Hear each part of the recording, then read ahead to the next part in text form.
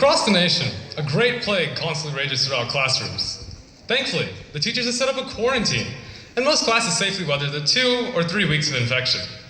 Nonetheless, the quarantine remains standing, rendering a significant portion of the classroom useless.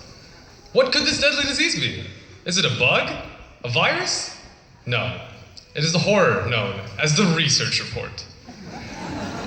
While pathogens like improper MLA citation and unreliable sources plague the lives of students everywhere, in actuality, it's the real quarantine that's the real danger.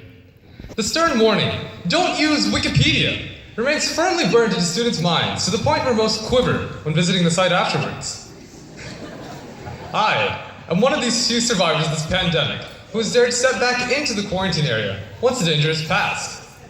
It's a beautiful place once you get into the articles on quantum mechanics, philosophy, eschatology, extreme points on Earth, different political and economic systems, the history of obscure civilizations, and so many more that all have dozens, sometimes hundreds of references and external links. And for those antiseptic purists who still have concerns about accuracy, articles with few citations have warnings that soon remove uncited information. The concept of Wikipedia itself is truly brilliant. The problem with all print encyclopedias is that the world changes around us, and as soon as one is printed, it is out of date.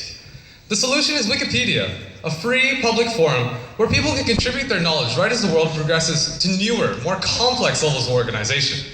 You can learn about anything, and even learn about things you would never come across in real life. A place for summaries of mathematical treatises on wormholes, explanations of Kant's philosophy, and the plot synopses of the latest movies and TV. Wikipedia almost certainly has information on whatever random interest you have that exists on, inside, or even outside our planet. And you can get on it anytime to learn about whatever you want. Now, I can guess what you're thinking. This sounds too good to be true. There's a reason teachers set up this quarantine, even though it may be beautiful in there. Anyone can plant false, dangerous information that can ruin the minds of young, malleable children. Now, for the purpose of a research report, this quarantine is perfectly logical. Any student who needs a source just to end the disease of the research report will turn to any crude remedy, even a badly abused Wikipedia page. However, any young child who genuinely wants to learn about the world around them will cross-reference the information they find with figures of authority. Parents with inquisitive children get questions like, "Mom, what do you think about outer space? I heard that Pluto has ice volcanoes." But why don't older children and teenagers ask these kinds of questions? I get strange looks when I tell my friends that I spend my free time on Wikipedia.